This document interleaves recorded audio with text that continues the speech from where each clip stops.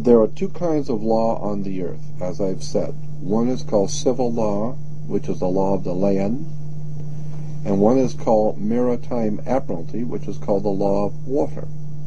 The maritime admiralty is banking law. So consequently, the corporation and government and people who want to control you, they create a second you, and that second you that they control, that they created, is all capital letters.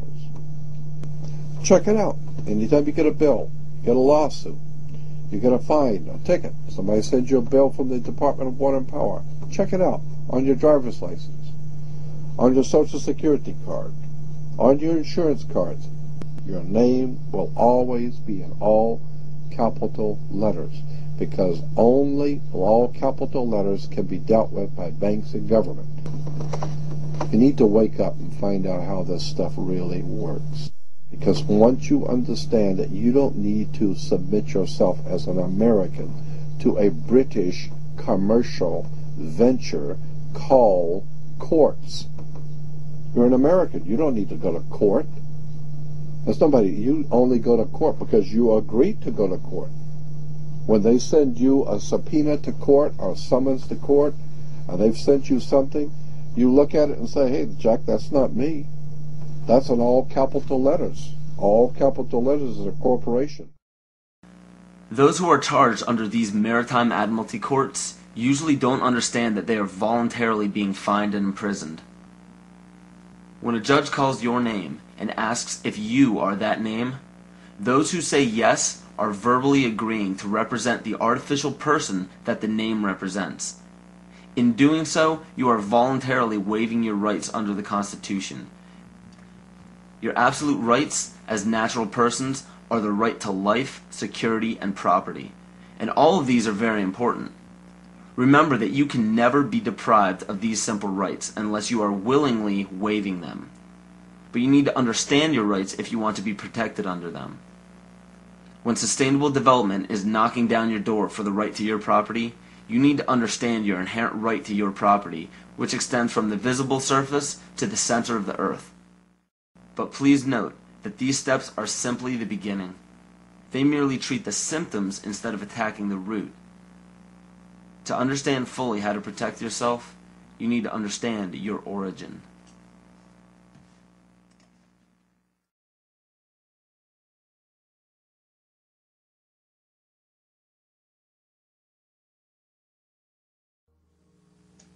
The true history of this planet has been stifled from the top down.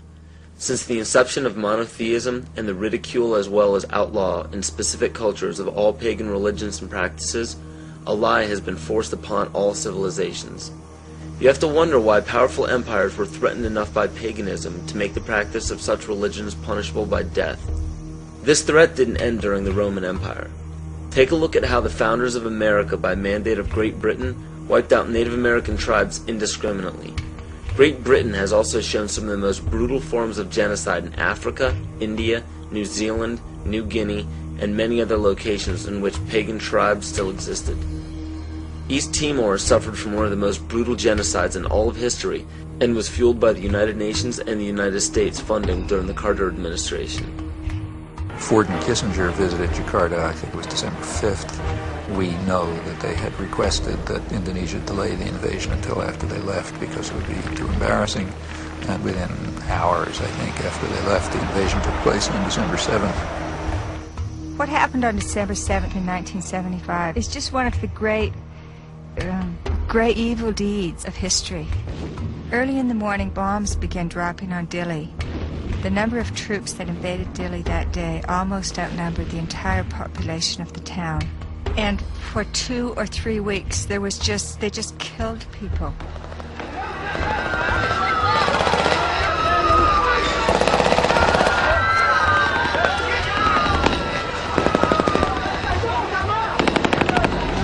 So the Timorese were fleeing into the jungles by the thousands. By late 1977-78, Indonesia set up receiving centers for those Timorese who came out of the jungle waving white flags.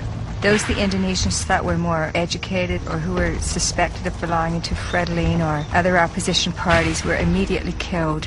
They took women aside and flew them off to Dili in helicopters for use by the Indonesian soldiers. They killed children and babies. But in those days, their main strategy and their main weapon was starvation. By 1978, it was approaching really genocidal levels. The church and other sources estimated about 200,000 people killed. The U.S. backed it all the way. The U.S. provided 90% of the arms. Right after the invasion, arms shipments were stepped up. When the Indonesians actually began to run out of arms in 1978, the Carter administration moved in and increased arms sales. And other Western countries did the same. Canada, England, Holland, and everybody who could make a buck was in there trying to make sure they could kill more Timorese. The last thing that the ones in power want is a sovereign group or tribe setting a positive example for others. It is important to note that followers of monotheistic religions are not to blame, just as not all members of Freemasonry, intelligence agencies, fraternal orders, or political organizations are part of the esoteric agenda that is being carried out in all upper echelons of society. And it's difficult for people to comprehend, but paganism is no more dangerous than understanding surgical procedures. The knowledge can be very useful when applied properly, yet it can also have very detrimental effects if misused or abused. Understand that most all of these problems are not by mistake, but by design. Most people do not understand how colors, shapes, catchwords and phrases, and biological timings are all used as talismans to affect humanity on an emotional and spiritual level. Colors are used hypnotically in every news channel and corporate advertisement. Fast food chains typically use vibrant reds, yellows, and whites in their restaurants to cause the customers to feel hurried and restless. This helps the customers filter in and out quicker to make for more customers. Fine dining restaurants, on the other hand, use very earthy, natural colors such as soft greens, blues, and browns to calm the senses and to make for a more lengthy and peaceful meal. And the same goes for the music that is played at these establishments. Specific musical notations and progressions can give relaxing or exciting stimuli to the body without our knowledge. The music industry goes even further and uses natural rhythms of the heart to map out the tempo of pop songs. This is why 72 beats per minute is used very frequently in pop music. Music is not a product of culture. In 1986, the National Academy of Science found that infants prefer consonant sounds such as perfect fifths rather than dissonant ones. This is just a small example of our natural ability to understand sound. So be very careful when placing a child in front of a TV or near a stereo. Those who believe that children cannot comprehend violence on a TV screen or aggression from music are thinking strictly with the left brain. The child may not rationally understand the words or actions on the screen, but the right brain, even in infants, can absolutely understand everything in its immediate environment because it transmits a frequency that can affect us on a subatomic level. Science has even proven that proper sonic vibrations are essential for the health of our vegetation. Studies done on many ecosystems have shown that when a specific species becomes extinct or moves from an area, another species will replace its song patterns to fit the overall harmony of the vibrations required for plant life to thrive. All these are known as talismans and are used very carefully by corporations and the media. Catchphrases are also used to spark certain emotions in the psyche. When the average person hears the words terror, bombing, gunshots, murder, war, assassination, and so on, the body and the mind respond with heightened alertness and caution. And when events such as assassinations of major leaders, bombings, terrorism, or war happen on large scales throughout the world, the body responds differently at different times, marked biologically and astrologically. The tragic event involving the Branch Davidians at Waco and the Oklahoma City bombings claimed the lives of men, women, and children as they ended in flames on April 19th.